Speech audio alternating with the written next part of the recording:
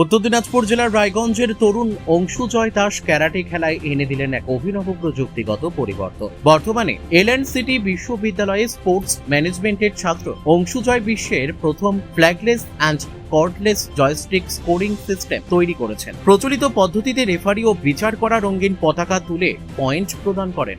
তবে অংশুজয়ের উদ্ভাবিত এই প্রযুক্তিতে পতাকা বা তারের প্রয়োজন নেই।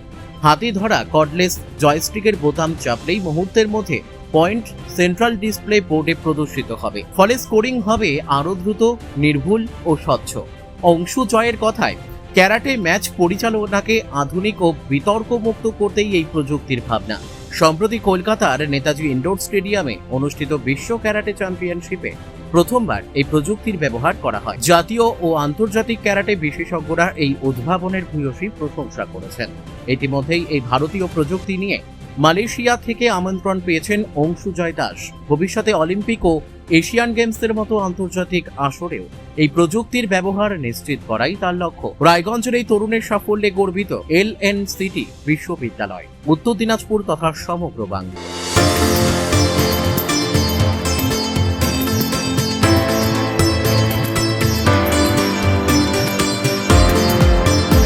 আজকে যে অসাধ্য সাধনের চেষ্টা করা হচ্ছে এবং তিনি করে চলেছেন দীর্ঘদিন ধরে, তার জন্য প্রথমেই তাকে আন্তরিক অভিনন্দন জানাচ্ছি।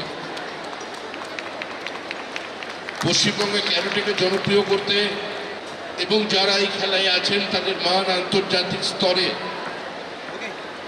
পৌঁছে দিতে তিনি গুটি কয়েক মানুষকে সঙ্গে নিয়ে অসম্ভবের মধ্যে যে সম্ভাবনার স্বপ্ন দেখেছেন, স্বপ্ন দেখাতে পেরেছেন এবং সেই স্বপ্নকে বাস্তবে রূপায়িত করে আজকে ৮,০০০ ক্রীড়ামোদীকে একই ছাতার তলায় নিয়ে আসতে পেরেছেন। এর জন্য প্রথমেই রাজ্যবাসীর পক্ষ থেকে আমি তার কাছে আন্তরিক কৃতজ্ঞতা জানাচ্ছি, অভিনন্দন জানাচ্ছি। আগামী দিনে তার এই প্রচেষ্টা সার্থক হোক এবং সফল। দেখুন, আমি একজন রাজনৈতিক কর্মী, এর বাইরে আমার কোনো পরিচয় নেই। আমরা যারা রাজনীতি করি, রাজনীতির কথা বলি, বিভিন্ন সময়ে সমাজ জীবনের দৈনন্দিন তাপের সঙ্গে এবং কখনো কখনো রাজনীতির মধ্যে সঙ্গে নিয়ে আমরা বিভিন্ন ক্রীড়ায় সম্পৃক্ত হয়ে যাই। আমার মনে হয় ক্রীড়া জগৎ থেকে তাদের বিচ্ছিন্ন করে রাখলেই ভালো। কেন, যতদিন পর্যন্ত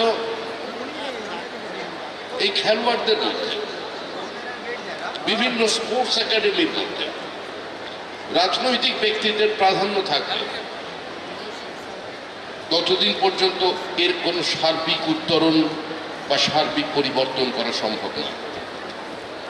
যিনি জীবনে কোনোদিন ফুটবলে পা লাগাননি, তিনি কোনো ফুটবল ক্লাবের ভাগ্য নিয়ন্ত্রণ করছেন, যিনি কোনোদিন ক্রিকেট ব্যাট ধরেননি, তিনি সিএবি প্রাঙ্গণে ঘোরাফেরা করছেন।